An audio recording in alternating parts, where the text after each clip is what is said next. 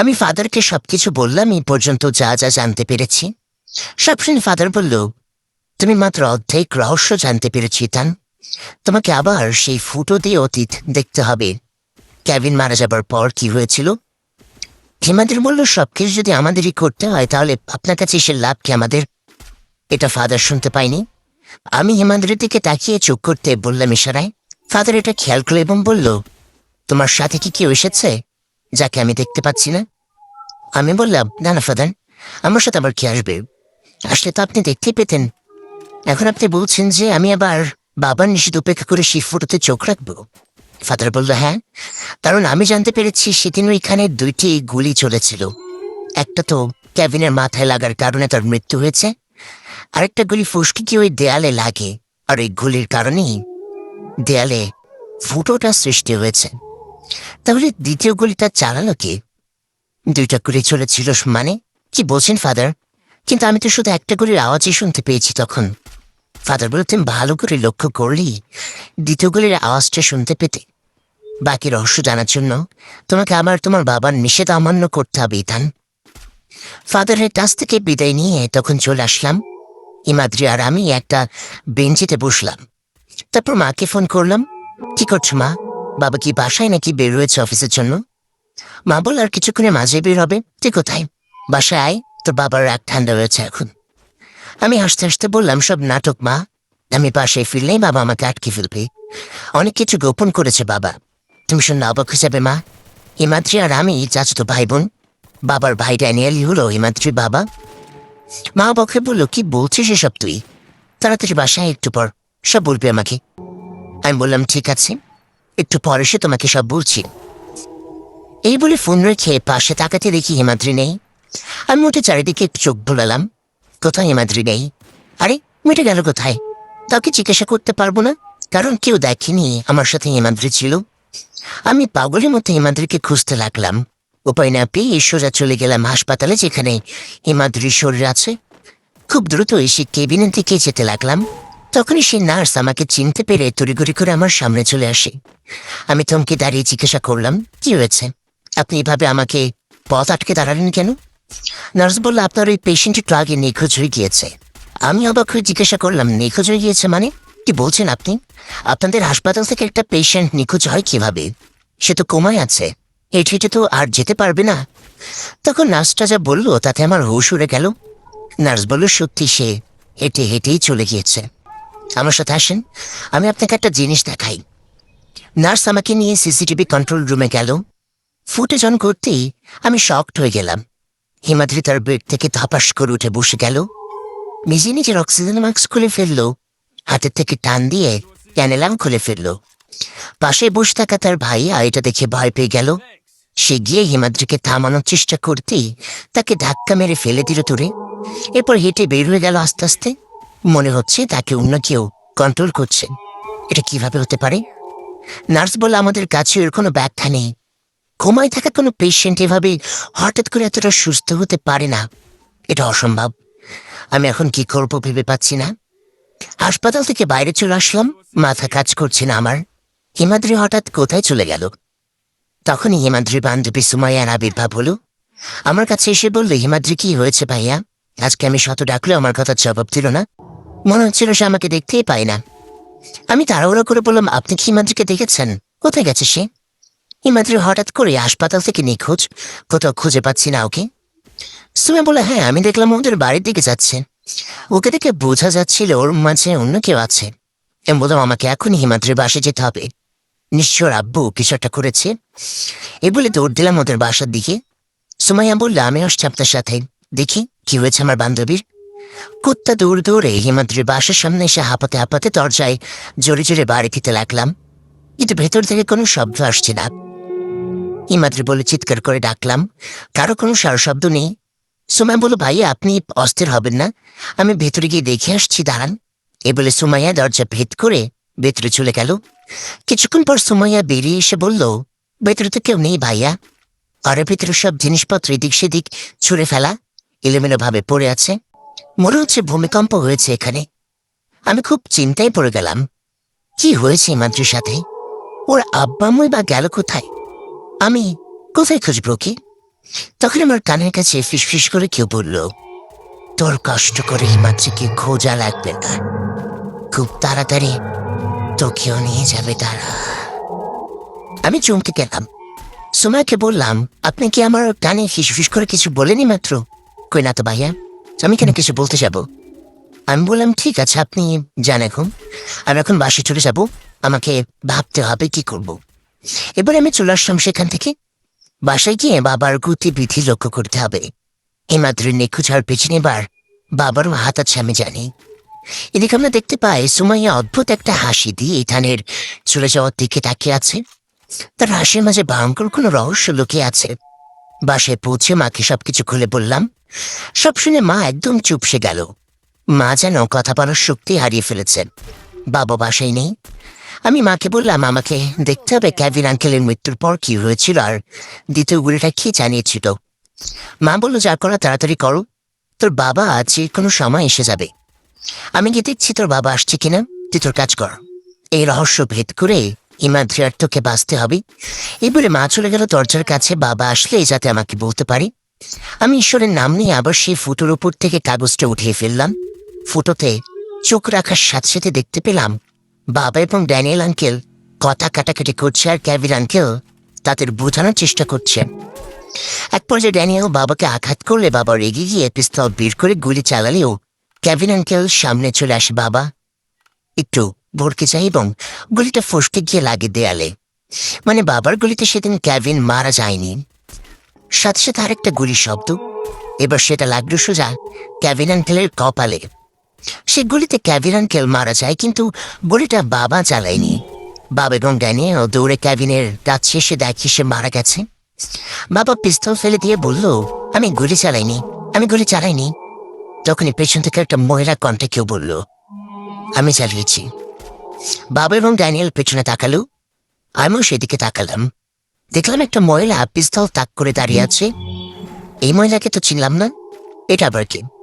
তখনই বাবাকে সে মহিলাকে বলল, মারিয়া, এটা তুমি কি করলে?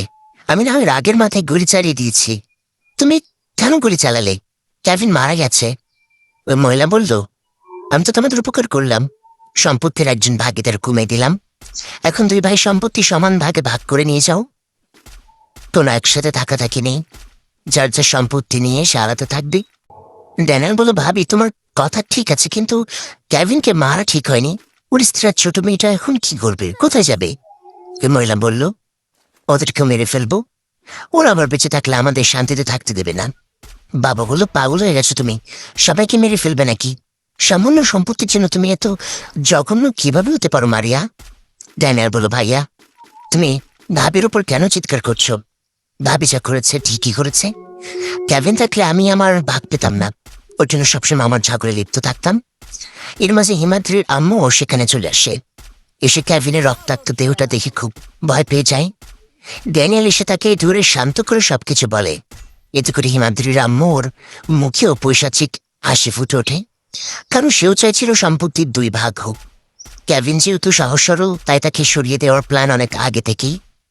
এরপর সবাই মিলে পরিকল্পনা করে কেভিনের স্ত্রী আর একমাত্র মেয়েকেও মেরে ফেলবে। বাবা এই ব্যাপারে সহমত না হলেও সবাই মিলে তাকে বুঝে রাজি করে ফেলে।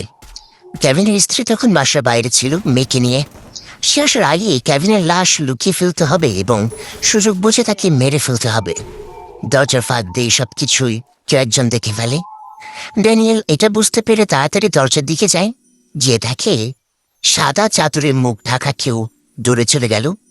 অনেক চেষ্টার পরও তাকে ধরতে পারল না। ড্যানিয়েল বাসে এসে সবাইকে এটা জানালে বেশ ঘাবড়ে যায় সবাই। কি ছিল সে যদি পুলিশের কাছে কি সবকিছু বলে দেয়? মায়ের নামের মহিলাটি বলল, সে পুলিশের কাছে কিছু বলার আগেই আমরা পুলিশকে কিনে নেব।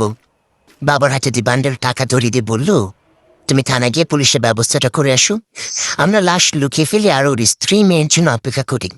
এসব কিছু আমি ওই ফুটোতেই দেখতে পাচ্ছি। অতীতে তো জঘন্য কিছু ঘটে গেছে এ বাসায়, ভাবতে গায়ে কাটা দিয়ে উঠছে। এই মারিয়া নামের মহিলাটা কে? বাবার সাথে তার কি সম্পর্ক? কেন সে বাবাকে তুমি বলে সম্বোধন করছে?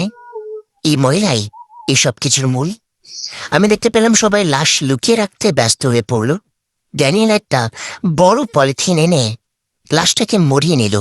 এরপর টানতে টানতে একটা কফিনের মতো কাঠের বাক্সে ঢুকিয়ে দিল লাশ। তারপর সে সবাই মিলে মেঝের রক্ত পরিষ্কার করতে লাগলো।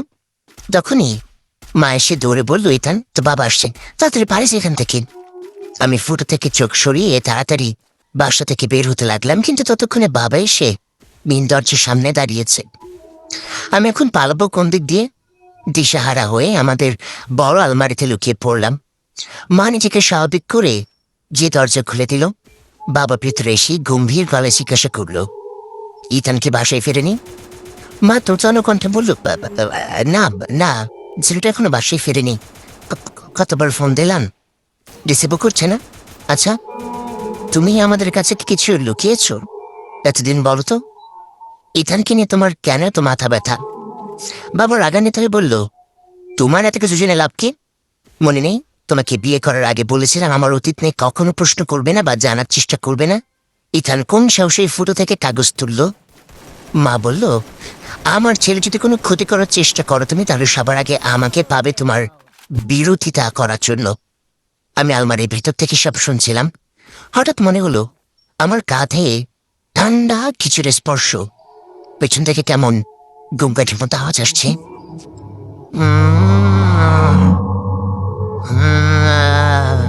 মনে হচ্ছে আমার পেছনে কেউ আছে। আমি ধীরে ধীরে ঘাড় ঘুরে পেছনে তাকিয়ে দেখলাম কেভিন আঙ্কেল তার ভয়ঙ্কর রূপে দাঁড়িয়ে আছে, মুখে তার ভয়ঙ্কর হাসি। ফিস ফিস করে সে বলে উঠল, আমি খুব তৃষ্ণার্ত বাতিজা, খুব তাড়াতাড়ি আমার কাছে চলে এই মাদ্রের মতো। আমি ভয়ে এক চিৎকারে আলমারি থেকে বেরিয়ে গেলাম। বাবা আমাকে দেখে চমকে গেল আর বলল, তোর এতক্ষণ লুকিয়েছিলি, আজকে তোকে আর তোর মাকে শেষ করে ফেলবো। মা বাবাকে তোর বলি, ইথান পালিয়ে যা, তুই আমার জন্য চিন্তা করিস না, তুই নিজেকে বাঁচা। আমি বললাম, না মা, আমি তোমাকে জানোয়ারের হাতে একা ছেড়ে যাবো না কোথাও। বাবা রেগে বলল, ছাড়ো আমাকে বলছি। ইথান পালিয়ে গেলে আমার অনেক বড় ক্ষতি হবে, তখন আমরা কেউ বাঁচবো না, ওকে আমার দরকার। কিন্তু মা বাবাকে ছাড়লো না, বলে, ইথান তুই যা, বলছি আমি মা হয়ে তোকে অনুরোধ করছি, তুই যা এখান থেকে। আমি আর কিছু বললাম না, তাড়াতাড়ি বাসা থেকে বের হয়ে গেলাম। বাবা খুব জোরাজুরি করতে লাগলো, কিন্তু মা তাকে কিছুতেই ছাড়লো না। মায়ের জন্য খুব চিন্তা হচ্ছে, তাকে হয়তো অনেক মারবে বাবা। এই চিন্তার মাঝেও আমার মাথায় তখন আরো 3টা চিন্তা ঘুরছে। কেভিন আঙ্কেলের স্ত্রী আর মেয়ে সে তোরা কি করেছিল? ওই মারিয়া নামের মহিলাটাকে, আর হিমাদ্রি এখন কোথায়? আমি চলে গেলাম সোজা ফাদারের কাছে। যা যা দেখেছি সব ফাদারকে বললাম। সব শুনে ফাদার গিয়ে তার আলমারি থেকে একটা সাদা চাদর বের করে তার মুখ দেখে বলল, দেখো চিনতে পারো কিনা? আমি আবার অবাক হয়ে কিছুক্ষণ তাকিয়ে রইলাম। এটা কিভাবে হতে পারে? এটার কেউ না, বরং চাদর মুড়ি দেয়া যে লোকটা পিছু করেছিল ড্যানিয়েল, সে লোকটা। বললাম, তাহলে সেটা আপনি ছিলেন ফাদার? কিভাবে? আপনার সাথে আমাদের ফ্যামিলির সম্পর্ক কি? ফাদার চাদরটা রেখে আমাকে বসতে বলল। আমি গিয়ে বসে ফাদারের দিকে শুধু তাকিয়ে আছি। আমার মাথা এলোমেলো হয়ে আছে। একটা রহস্য জট খুলতে না খুলতে আরেকটা রহস্য এসে হাজির। ফাদার বলা শুরু করলো, আজ থেকে প্রায় 21 বছর আগের কথা। তোমার দাদার সাথে আমার খুব ভালো সম্পর্ক ছিল। উনি অনেক ভালো মনের একজন মানুষ ছিলেন। প্রতি সপ্তাহে একবার হলেও চার্চে আসতেন প্রার্থনা করার জন্য। কিন্তু তোমার বাবা আর তার ভাই ড্যানিয়েল ছিল উগ্র মনোবাদের। তারা কখনো চার্চে আসতো না। তবে কেভিন ছিল একদম আলাদা। সময় পেলে এই চার্চে চলে আসতো। এমন এক সময় খেয়াল করলাম তোমার দাদা 1 সপ্তাহ পেরিয়ে গেলেও চার্চে আসো না। তেমনি নিজে চলে গেলাম তোমাদের বাসায় খোঁজ নেওয়ার জন্য। গিয়ে দেখলাম তোমাদের বাসার বাইরে একটা কফিন রাখা, কিন্তু আশেপাশে কেউ ছিল না। আমি এই কফিনের ঢাকনাটা উঠিয়ে দেখতে পেলাম তোমার দাদার লাশ রাখা সেখানে। বুঝতে পারলাম উনি আর নেই, কিন্তু তার ছেলেপেলেরা কোথায়? এটা দেখার জন্য আমি বাসার ভেতরে যাওয়ার জন্য পা বাড়ালাম।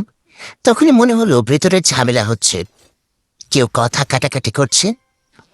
আমি দরজার ফাঁকা দিয়ে দেখলাম তোমার বাবা ড্যানিয়েল সম্পত্তির ভাগাভাগি নিয়ে ঝগড়ায় লিপ্ত হয়েছে। কেভিন তাদের মানানোর চেষ্টা করছে। আমি এগুলো দেখে কথা বলার শক্তি হারিয়ে ফেললাম। তাদের বাবা মারা গেছে, কোথায় তার ওনার অন্তিম সংস্কার করবে তাড়াতাড়ি? তা না করে সম্পত্তির জন্য ঝগড়া করে শুরু করে দিয়েছে। অথচ মানুষটা বেঁচে থাকাকালে কত কষ্ট করে সব জায়গা সম্পত্তি গড়ে তুলেছে। এই জন্যই বলা হয়, কারোর জন্য এতটা রেখে যেও না যে তুমি মরার পর তোমাকে কবর দেওয়ার কথাও তারা ভুলে যায়। আমি আর সহ্য করতে পারলাম না। তাদের ঝগড়া থামিয়ে মানুষটার অন্তিম সংস্করণের ব্যবস্থা করতে হবে। এই ভেবে দরজা খুলে ভেতরে ঢুকতে যাব, তখনই গুলি চলে গেল। যে তুমি দেখেছো ইথান? আমি খুব ভয় পেয়ে গেলাম। কেভিনের নিথর দেহটা ফ্লোরে পড়ে রইল। তাতেও তারা থামল না। কেভিনের স্ত্রী আর মেয়েকেও মেরে ফেলার পরিকল্পনা করতে লাগলো। এটি শুনে আমি আর সেখানে দাঁড়িয়ে থাকতে পারলাম না। কেভিন তো মারা গেছে, অন্তত তার স্ত্রী সন্তানকে বাঁচতে হবে। আমি সেখান থেকে যাওয়ার সময় ড্যানিয়েল আমাকে দেখে ফেলে। আমি চাদর মুড়ি দিয়ে ড্যানিয়েলের কাছে ধরা না দিয়ে কোনো মতে পালিয়ে যাই। কেভিনের স্ত্রীকে খুঁজে বের করে ওদেরকে নিরাপদ স্থানে নিয়ে যাই।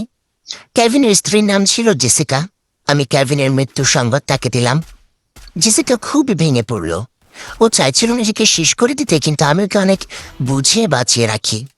ওর মেয়ের মুখের দিকে তাকিয়েও নিজেকে শক্ত করে। সব শুনে আমি কি বলবো বুঝতে পারছি না। আমার চোখ বেয়ে পানি পড়ছে। সম্পত্তির লোভ মানুষকে কতটা নিচে নামাতে পারে। আমি বললাম, ফাদার, এগুলো তো আপনি আগে আমাকে বলতে পারতেন, কেন এই ফটোর সাহায্যে দেখতে বললেন? ফাদার বলল, আমি হঠাৎ তোমাকে এসব বলে তুমি বিশ্বাস করতে না ছিলে, উল্টা আমাকে বল বুঝতে। আমি চাইছিলাম নিজ চোখেই দেখো সব। আমি বললাম, কেভিন আঙ্কেলের স্ত্রী সন্তান যদি সেদিন মারা না গিয়ে থাকে, তাহলে এখন তারা কোথায় আপনি কি জানেন? ফাদার এটা শুনে খুব চিন্তিত হয়ে বসে পড়ল। আমরা দেখতে পাই সম্পূর্ণ পরিত্যক্ত একটা বাড়ি। ফ্লোরে ছোপ ছোপ দাগ, মানুষের হাড়গোড় ছড়িয়ে ছিটে আছে চারিদিকে। মনে হচ্ছে এটা একটা কসাইখানা। আসলে এগুলো কোনো পশু পাখির হাড়গোড় না, এগুলো মানুষের হাড়গোড়। পাশে একটা হালকা অন্ধকার রুমে এক মহিলা চতুর্ভুজ আকৃতির একটা সার্কেলে বসে তন্ত্রমন্ত্র পড়ে যাচ্ছিল।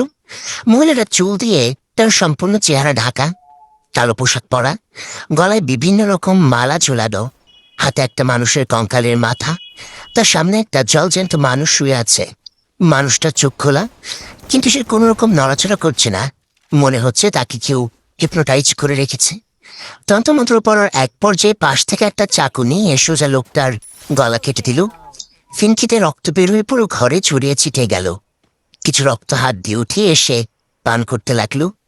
এরপর মহিলাটা উচ্চস্বরে বলতে লাগলো, আমি জেসিকা, আপাতত আমার এই বলিটা কবুল করে নাও। খুব তাড়াতাড়ি সে কাঙ্ক্ষিত 2টা বলি তোমার উদ্দেশ্যে আমি দিয়ে দেব, তারপর তুমি তোমার কথা রাখবে। ওদের থেকে ভয়ঙ্কর এক হাসি ভেসে আসলো।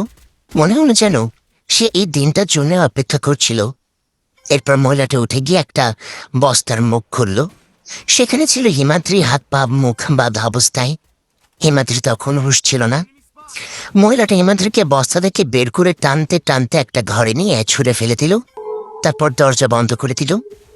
এদিকে ফাদারকে চিন্তিত দেখে আমি জিজ্ঞাসা করলাম, কি হয়েছে ফাদার? কেভিনের স্ত্রী সন্তানের কথা বলতে আপনি এমন চিন্তিত হয়ে গেলেন কেন? ফাদার বলল, আমি সেদিন জেসিকাকে বাঁচিয়ে তো নিয়েছিলাম, কিন্তু তাকে তার প্রতিশোধের কথা ভুলিয়ে রাখতে পারিনি। সে প্রতিজ্ঞা করেছিল তোমাদের পরিবারের কাউকে বাঁচতে দেবে না সে। এই প্রতিশোধের নেশা আস্তে আস্তে তাকে একটা ডাইনিতে পরিণত করেছে। সে এখন সম্পূর্ণভাবে শয়তানের অনুসারী হয়ে গিয়েছে। তাকে থামানো আমার পক্ষে সম্ভব না। সবার প্রথম সে তার স্বামীর খুনি মারিয়াকে নৃশংসভাবে মেরে ফেলে। মারিয়াকে মেরে তার রক্ত পান করেছে সে। আমি বললাম, হ্যাঁ মনে পড়েছে ফাদার, এই মারিয়াটাকে, সে ছিল সবচেয়ে বড় লোভী। সেই সবাইকে প্রলুব্ধ করেছে। ফাদার বলে, তুমি কি সত্যি জানো না মারিয়া কি? আমি বললাম, না আমি জানি না, এই নাম তো আমি শুনিনি। ফাদার বলল, মারিয়া তোমার বাবা আর প্রথম স্ত্রী। তোমার বড় ভাই জোসেফ তার আগের স্ত্রী ছেলে। তোমার মাও কি এ কথা জমায় জানায়নি? আমি যেন আকাশ থেকে পড়লাম। একটার পর একটা রহস্য আমাকে ঘিরে ধরছে। আমার বাবা নাকিও একটি স্ত্রী ছিল, সেটা আমি জানতাম না। মা কেন আমাকে তাহলে এই কথা বলেনি? আমার প্রচণ্ড রাগ উঠল। না জানি আরো কত কিছু আছে তা আমি জানি না। আমি বললাম, ফাদার আপনি কি জানেন জেসিকা চাচা এখন কোথায় আছে? আমি তার সাথে দেখা করতে চাই। ফাদার বলল, জেসিকা তোমাকে মেরে ফেলবে ছেলে, তুমি ভুলেও তার সামনে যেও না। আমি বললাম, আমি এমনিতেও মৃত্যুর দ্বার প্রান্তে আছি। হিমাদ্রি নিখোঁজ, ও বেঁচে আছে নাকি মারা গেছে জানি না। আমি জেসিকা চাচিকে বুঝিয়ে বলবে সব বন্ধ করতে। ফাদার বলল, জেসিকা মানুষ হলে হয়তো বুঝতো, কিন্তু ও তো একটা ডাইনি। ওর মাঝে কোনো মায়া মমতা ভালোবাসা কিছুই নেই। তবুও তুমি যেহেতু যেতে চাচ্ছ, তাহলে আমি ঠিকানা দেই, তবে সাবধানে থেকো। ফাদারের কাছ থেকে ঠিকানা নিয়ে বেরিয়ে পড়লাম। জানি না সামনে আরো কত রহস্য অপেক্ষা করছে আমার জন্য। বেঁচে ফিরবো কিনা তাও জানি না। হিমাদ্রি হয়তো বেঁচে আছে, এটা আমার মন বলছে। আমি তাকে নিয়েই ফিরবো। তখন মনে পড়লো আমাকে বাবার হাত থেকে বাঁচানোর জন্য মা বাবার বিরুদ্ধে গিয়েছে। বাবা নিশ্চয়ই মাকে মেরেছে। আমি তাড়াতাড়ি করে ফোন বের করে মাকে কল দিলাম, কিন্তু ফোন রিসিভ হচ্ছে না। কয়েকবার চেষ্টা করলাম, তবুও ফোন রিসিভ হচ্ছে না। আমার খুব চিন্তা হতে লাগলো, বাবা কি করেছে মায়ের সাথে। আমি আর কিছু না ভেবে সোজা বাসার উদ্দেশ্যে রওনা দিলাম। যা হবার হবে, মাকে বাঁচাতে হবে। জেসিকা চাচির সাথে পরেও দেখা করা যাবে। বাসায় গিয়ে দেখলাম কেমন এক থমথমে পরিবেশ চারিদিকে। মেন দরজা খোলা দেখে দৌড়ে পাশে ঢুকে মাকে ডাকতে লাগলাম। পাশে তাকাতে আমি ভয়ে পিছিয়ে গেলাম। চোখ বড় বড় করে তাকিয়ে আছি। বাবার রক্তাক্ত দেহটা ফ্লোরে পড়ে আছে। মুখটা একদম থেতলে গেছে। মনে হচ্ছে বার কিছু দিয়ে বারবার মুখে আঘাত করা হয়েছে। মা কোথায়? চিৎকার করে ডাকতে লাগলাম, মা তুমি কোথায় মা? তখনই খেয়াল করলাম রক্তের ফোঁটাগুলো সেই স্টোর রুমের দিকে গেছে। আমি রক্তের ফোঁটা অনুসরণ করে তাড়াতাড়ি স্টোর রুমে গেলাম। দেখলাম মা উল্টো হয়ে দেয়ালের দিকে মুখ করে বিড়বিড় করে কিছু একটা বলে যাচ্ছে। মায়ের হাতে রক্ত লেগে আছে। তাহলে কি মাই বাবাকে মেরে ফেলেছে? মা তো তোর হিংস্র হতে পারে না। আমি মাকে খুব ভালো করে চিনি। বাবা যদি মাকে মেরে ফেলে, মা বাবার মুখের উপর কখনো কথাও বলবে না। তাহলে মা কিভাবে বাবাকে এভাবে মারবে? আমি আস্তে করে ডাক দিলাম, মা, কিন্তু মা কোনো সাড়া দিল না। আমি আস্তে আস্তে মায়ের দিকে এগিয়ে গিয়ে তার কাঁধে হাত রেখে বললাম, মা কি হয়েছে তোমার? এবার মা আমার দিকে ঘুরে তাকালো। আমি মায়ের এই রূপ দেখে ভয় পিছিয়ে গিয়ে উল্টে পড়ে গেলাম। মায়ের সারা মুখে রক্ত। মনে হচ্ছে বাবার দেহটা সে চিড়ে খেয়েছে। বিভৎস একটা হাসি দিয়ে মা বলল, কত বড় সাহস আমাকে মারতে চাইছিল, আমি তাকে মেরে দিচ্ছি। এই বলে মা হাসতে লাগলো। আমি ভয় পেয়ে বললাম, মা তুমি এমন করছো কেন? কিভাবে মারতে পারলে তুমি বাবাকে? তুমি তো এমন ছিলে না। মা কিছু বলল না। নিজের মুখে থাকা রক্তগুলো চিপড়াতে চেটে খেতে লাগলো। এরপর হঠাৎ আমার উপর ঝাঁপিয়ে পড়ল। আমি অনেক চেষ্টা করেও মাকে দূরে সরাতে পারছি না। বুঝে গেলাম মায়ের মাঝে অন্য কেউ আছে। আমি পুরো শক্তি খাটিয়ে কোনো রকমে মাকে ফেলে দিলাম। তারপর কাঁদতে কাঁদতে বললাম, মা থামো বলছি, আমি তোমার ছেলে, তুমি আমাকে মারতে পারো না। মা আমার কোনো কথাই শুনল না। এবার এসে ঝাঁপিয়ে পড়ল আমার উপর। নখ দিয়ে খামচি দিয়ে আমার বুক চিরে ফেলল। প্রচণ্ড ব্যথায় চিৎকার করে উঠলাম। হঠাৎ দেখলাম সে সাদা আলখাল্লা পড়া শক্তিটা আবির্ভাব। আসসালামু আলাইকুম গাইস, কেমন আছেন সবাই? আশা করি সকলে খুবই ভালো আছেন। তো পর্বটি কেমন লাগলো সেটি অবশ্যই কমেন্ট করে জানাবেন। আর পরবর্তী পর্ব পেতে হলে অবশ্যই বেশি বেশি করে লাইক এবং কমেন্ট করতে হবে, কারণ আপনাদের প্রতিটি লাইক এবং কমেন্ট আমাকে পরবর্তী ভিডিও বানাতে উৎসাহিত করে। আর প্রিয় ভালোবাসার মানুষেরা, আপনারা চাইলেই কিন্তু গল্পটি শেয়ার করে আপনার কিছু প্রিয় মানুষকে শোনার সুযোগ করে দিতে পারেন। তো আজকের মতো এ পর্যন্তই। ভালো থাকবেন, সুস্থ থাকবেন। আল্লাহ হাফেজ গাইস।